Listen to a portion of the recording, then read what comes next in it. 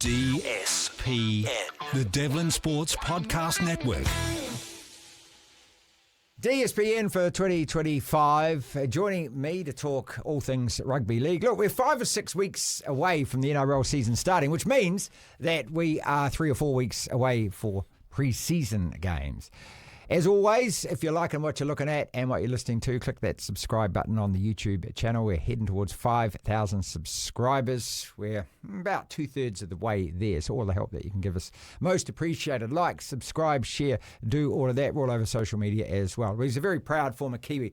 25 tests for our country, coached the Warriors. He played his professional league in both hemispheres. Tony Kemp, Happy New Year and welcome back, mate. Happy New Year, Marty. I'll bring a few of those listeners with some of these comments, mate. Most of them like that controversial take on well, the I NRL. call it honest rather than controversial. Well, yes, but it is honest, and it's my opinion. It's not derived from anything else. So, mate, 3 weeks out from the NRL, I just can't believe how quick seasons come around. Look, and we were talking yesterday about Super Rugby. They start their season on Friday the 14th, which is Valentine's Day, the most romantic day of the year, which is perfect to start a rugby season, isn't it? But also, you have that kind of that break, that little break over Christmas, New Year, and all of a sudden, bang, before you know it, here we go again. March the 2nd, and the Warriors, of course, do kick it off. And a really significant piece of news to start the year last week with Tohu Harris deciding enough's enough. We spoke with Tohu at the end of last year, and in the interview, I was just amazed. He said his wrist was so bad, he was struggling to open doors at home. And, you've played, as I said, professionally. These injuries last, and they last a hell of a long time, don't they? I mean, we just think strap it all up, put some more tape on yourself, get back out there, son. But, this is the kind of thing that he could have problems with this for the rest of his life. Well, I remember Tohu coming on the scene way back in the early days when he was playing for Melbourne. The young kid, he made a junior Kiwi side back then. It was around 2010, I think it was. And I think it was that we were up in Townsville, we were playing Australia up there, and I was managing the Kiwi side and just looked at this big, gangly kid from Hawke's Bay, that apparently had plenty of talent. And of course, the rest is history. He's gone on. He's won championships and done a stellar job for the Warriors. So that I guess not surprising that decision was made, because as a footballer you sort of peak and then you start to come back down. Coming through as an 18-year-old, you're trying to make it into the NRL. You get there, then you're 26, 27. You're sort of at your peak, and then after that, she's all downhill. To play like Daly Cherry Evans is at the moment. Kieran Foran's again, he was spotted in 2010 with the Australian schoolboys. To still be doing it in 2025 is absolutely amazing. How long's your career normally? If you do 10 years, that's pretty good, isn't it? If you do 15 years... That's exceptional. Yeah, okay. Yeah, 15 years is exceptional. 10 years is very good. The average NRL career is around 42 games or 44 games or something like that. So it's not long. God, that's not long, is it? Yeah, but you've got a high attrition rate. You've got squads of 30. You've got reserve grades. Harold Matts and the likes playing in your junior grades to get those numbers coming through. And of course now we've got 17 teams in the competition. So they're looking to grow that to 20. And of course players, we just started it by opening saying that, geez, we're nearly back starting again. Yeah. It's turning into a 12-month competition because you still put international football at the end of the season. That's right. Yeah. Like some of these players don't come back to start training until Monday. So if your international calendar runs out through to the end of the year, with these CBAs now that they're signing these player agreements with the Players Association, they actually have to have that time off before they come back. But it's becoming a 12-month proposition for professional sportsmen in the NRL. How much is he going to be missed? And because I look at him and I look at Tohu Harris, and I just thought whenever we were on attack and he was on that right edge, that he always offered something. He drew a couple of defenders for a start. Very smart player as well, I thought, and was always capable of creating something. So first and foremost, he's got to be replaced in that position. Do we get somebody else? When I say we, of course, I mean the Warriors, or we're obviously promoting from within. Who takes his spot? Yeah, well, there's two questions in that, innit? Who replaces him, and what does it do to the Warriors team? That's the other question, because on the back of Sean Johnson, Adam Whanua-Blake, Montella Montoya, you got Tohu Harris, and of course you throw in Jazz as well, Jazz Tavaga. Yeah, right. You've lost 5 senior players with a huge amount of games that were steadfast in that Warriors team over the last couple of years. Okay, so that's a unknown. Like, have we got the depth to replace that experience? The position that Tohu plays, and there's not too many in that position. The Isaiah Yao is the current pinnacle. He'd be the yardstick, wouldn't he? He's the guy that everyone be looking at. He's the modern day number 13. You know, like he's a front rower. He's a Lee Crooks. Okay, because if Lee Crooks was playing today, he'd be playing in the number 13 jersey. He could pass the football, he could dribble it through the line, bring your halfbacks onto it, and he could feed it out the back to your halfbacks. Okay, so that's the modern day number 13. And the signing of Clark, Aaron Clark from the Titans, you would have thought, in retrospect, was probably on the back of Tohu maybe not playing. So they were looking to solidify that 13 jersey. He's had a couple of good seasons, young Aaron Clark, tomorrow's boy from the Titans. You've got Dylan there, of course, who again is on the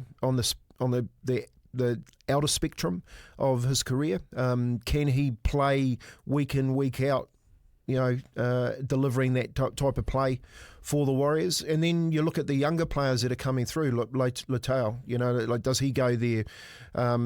These younger boys that have had a little taste of first grade football. My answer is no. They don't go there, because that position is actually something that you grow. You've got to grow into it, because it becomes a real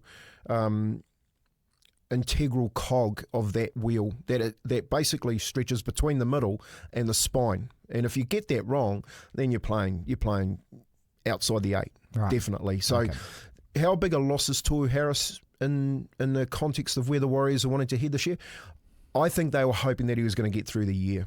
That's my belief. I'm thinking they were hoping the operation. They played a lot without him last year, Tony, didn't they? It's the same as Sean Johnson. I mean, when you mention those names, those two guys didn't really play a lot last year. Yeah, well, and look where they ended up. Right. Okay. So I think when you take that into context, and you've got the other 3, Montoya and Whanua-Blake, he makes a big difference to Cronulla.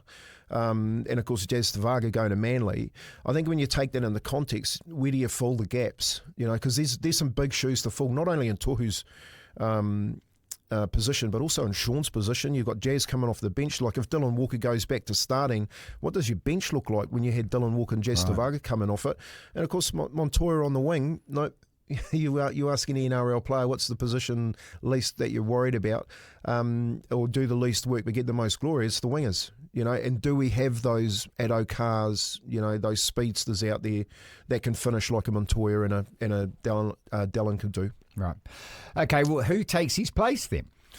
Well, I'm going to throw up something here, because I've had a long, hard think about it, and I think we've got a replacement outside of Dylan Walker and Clark, and I don't think we really need to play a confrontational game, and I think that's in Chanel Harris-Tavita.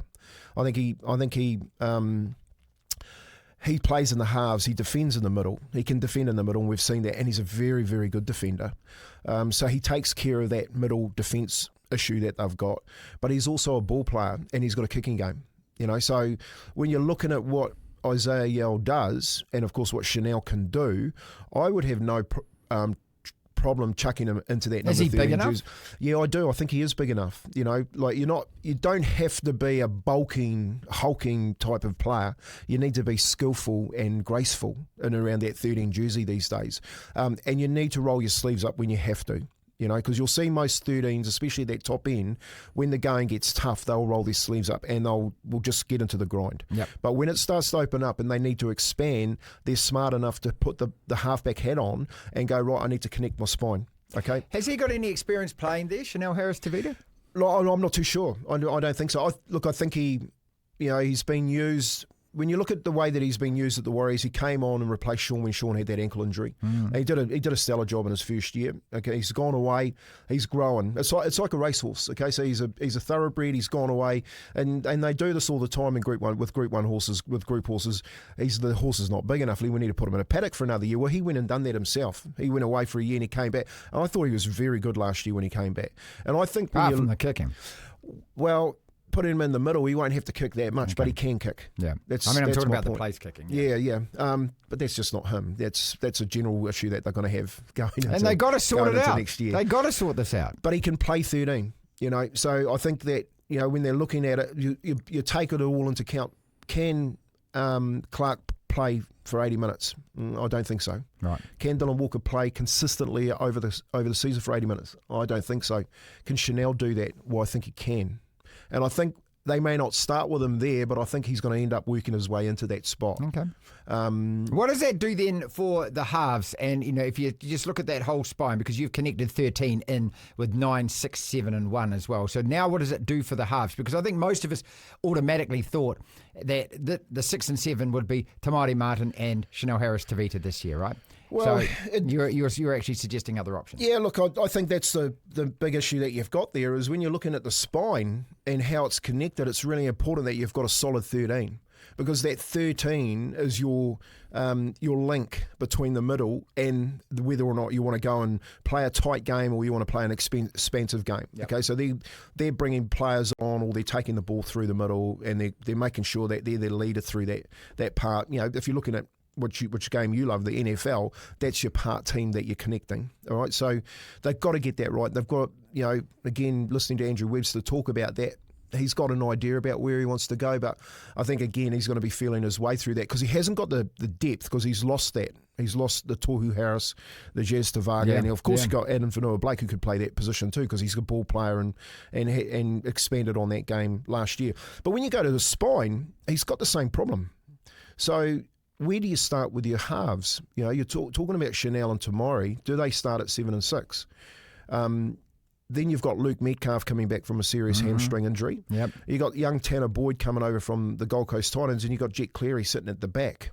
You know what I mean? So when you're looking through the season and the teams with the spines at the top end of it, for instance, Penrith and Melbourne, so you're looking at gauging where they're at. Well, let's have a look at Melbourne, Peppenhausen, all right, and you've got Failoglu there sitting there if he gets injured.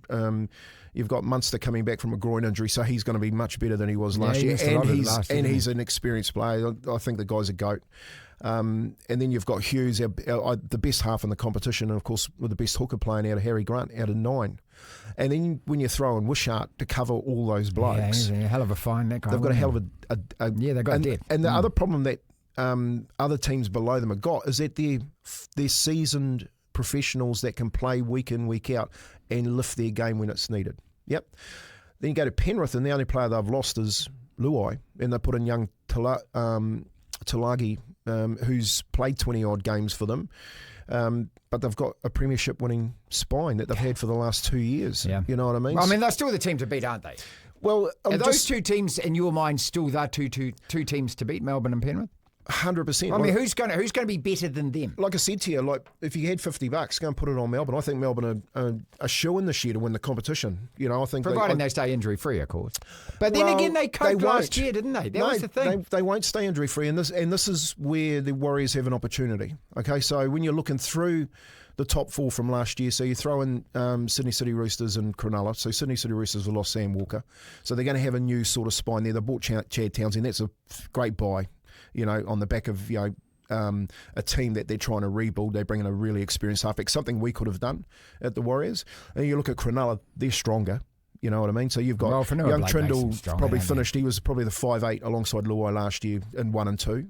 He signed, and now they've got stronger with Kennedy at the back. You've got Trindle, Brayley, and Nico Hines looking to take him to that next level. And then under that, you've got to think that Brisbane are going to get better. So they've gone and bought Hunt. You've got Mam coming back out of his so-called time off, but you've got Walsh being sorted out. By the looks of things, he's getting the wheels back on the track up there in Brisbane.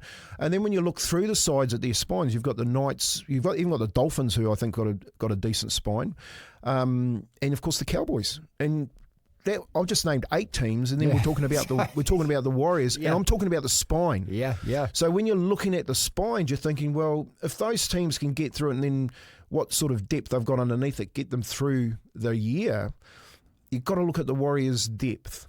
Now, if we do start, so let's have a look. Look, I think Clockstead probably doesn't start.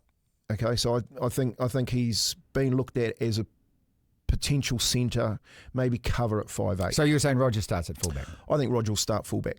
I think Roger's best Well, he position almost is admitted fullback. last year, didn't he, Andrew Webster, that he was perhaps just a bit closed-minded on that. And, Yeah, look. And look, with Roger with his injuries, he just didn't fire last year. So No, you can't have that player not firing, and every time you saw Roger play fullback last year, he was sensational.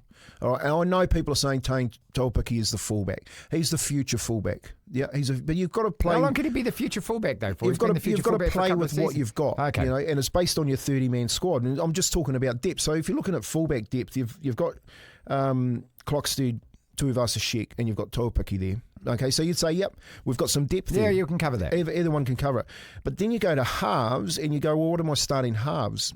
All right, Tamari Martin and Chanel, because that's what got them some wins last year. I can't see him starting any other halves than those two guys. I mean, okay, so that's our number one. Anyway. That's our number one. Where do you put him in the top 8? Well, look, every year we get the same thing. You're going to have 3 or 4 teams drop out of that 8, and you're going to have a scrap of 5 or 6 teams that didn't make the 8 that are going to be desperate to make it. And you look through all those teams, like South Sydney, are they going to miss out again this year? Well, I haven't even mentioned South Sydney or Manly. I mean, that Manly side.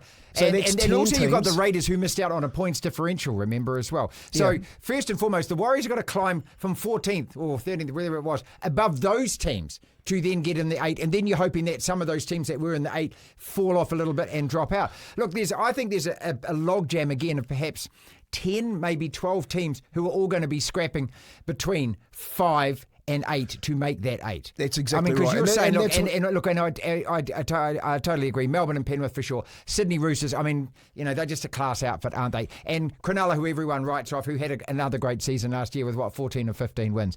And look, just making the 8 is a mountain in itself to climb. And it's an opportunity. Then that's what I'm saying. Like when you look below the top 2 as far as spines go, if we can get a resemblance of a very good, consistent spine that stays on the field throughout the year, I think there's an opportunity to slide into the 8. Yeah, but it's not a gimme. Hell no. It's not a gimme. Hell no. It definitely isn't. I don't mind putting my hat on that rack. I think they're going to struggle to make the 8. Okay, and this is why I love talking to you about this as well, because look, you're going to get a lot of you're going to get every other media outlet, and you're going to get all the social media outlets, and all we get is a lot of rah-rah, we get a lot of cheer, we get a lot of cheese. I don't mind that, but if you actually want some reality attached to it, the Warriors taking the field does not necessarily mean the Warriors are making the 8. We saw a 16-win season drop to a 9-win season. So the reality is, 2 years ago it's no longer relevant. That's not that. You forget talking about that. That's in the past. That's something that you look at with rose petals and you go, what a wonderful season. What we're talking about is 9 wins and trying to increase 9 wins to 14 or 15 wins. Well, that's where this team is at right now. Yeah, you want to go from a 30% ratio up to at least 50% because that'll get you in the 8 because it's 17 teams. How they do that is look, they've got a favourable draw. All right, everyone knows that. The Warriors have got a very favourable draw this year. But again, it comes down to the team that they're going to be putting on the pitch. And you can't this year, so from Andrew Webster's point of view, NRL coach the first year, finishes way down the ladder the second year, loses 5 key players to that squad and has to basically rebuild, including your skipper to lead you around the pitch, a team to try and get you back into the 8. Mate, he's got a blowtorch on him. All right, so whether he likes it or not, Andrew Webster, you've got a blowtorch on yourself. You've had a dream run for the last 2 years, and the reason you've had that is because Cameron George and the Warriors upstairs have filled that stadium week in, week out. They don't care whether you win or lose. That's it. All right? Absolutely. But they are going to start caring about whether you win or lose. Well, okay, it's a great point to make, and let's wrap it up there. What are the Warriors, and we asked this all last year, what are the Warriors about? The Warriors, to me, are about winning games of rugby league. The rest of it is taking care of itself. Look, as far as the promotion, as far as opening the bars, as far as selling the jerseys, packing out the stadium, all of that takes care of itself. But, it's like, look at Auckland FC as a model who've come into the league. They're doing that as well. They've got great crowds. They've got great support. They're selling jerseys. They're getting great media coverage, but they're winning games. And right now they're sitting third top of the league. I think they're a couple of points off the top. This is where the Warriors have to be. I'm sick and tired of this stuff about, we're a great club. We're not a great club until we start making the 8 on a regular basis. Yeah, and of course our fans love winning too, so you've got to be careful that you don't lose that crossover crowd and they go to AFC. You know what I mean? Because Yeah, they'll people love trade your Warrior jersey in for an AFC jersey, and I'm pretty sure Ali next door here is well aware of that. They need to start winning. Yep, they need to start winning. By the way, full time the bar in Kingsland. Get yourself there, Marty. Yeah. That's a fantastic spot. It's a great sports bar. They even let me sign the board, which should be interesting to see if my name's still up there when I get back there. Somebody's got some methylated spirits. But yeah, they have got it right off the field. And I'm a man glass half full. You know what I mean? So if it's so good off the field, imagine if they get it right on the field. Yeah. They're a juggernaut. That's what it would look like. And look, and we all want the club to be, in that conversation of Melbourne and Penrith. I mean, that's 100%. The dream, isn't it? And the dream is to be in the top 8 every year. I said this at the start of last year. I said making the 8 to me was, that is the season as far as I'm concerned. Forget everything else. Forget about talking about top 4. Just get inside to start with. And when you've only won 9 games and drawn 1 out of the previous season, well, then that's obviously the target. I mean, you don't have to say that, do you? Well, every coach will tell you their target is winning the NRL. That's why you coach. That's at the top of the. It's not that simple. But I think from the previous couple of years, making the 8 has to be your number one target. Yeah, and then when year. you get consistent and you make that consistently over 4 or 5 seasons, that's when you start attracting new players. That's when all of a sudden all the Aussies start looking at us going, hey, it is a club where I can further my career. Yeah, as opposed to resurrect my career. And there just looks like there's a gap in the transition, Marty. Like Jet Cleary hanging out the back. You're talking about signing all these younger blokes and, they go really well down in the younger grades last year. It's about a transition of finally getting some depth to come through, because I seriously believe that the Warriors will never win a competition until they promote their own. All right, I think that it doesn't come from promoting Australians. It comes from building your strength within New Zealand and promoting your own and getting back to that model in 2002 where the likes of Ali Lautiti, Clinton Tupi, Francis Smelly, Henry Fafili, Jerry Susu, all of those kids that came through the grades and knew what it meant to play in front of their home crowd and felt comfortable doing it and won week in, week out. Until we can get that back, then I think we're just going to be making up numbers. Tony Kemp, ladies and gentlemen, joins us every single week as we talk NRL here on the DSPN. DSPN.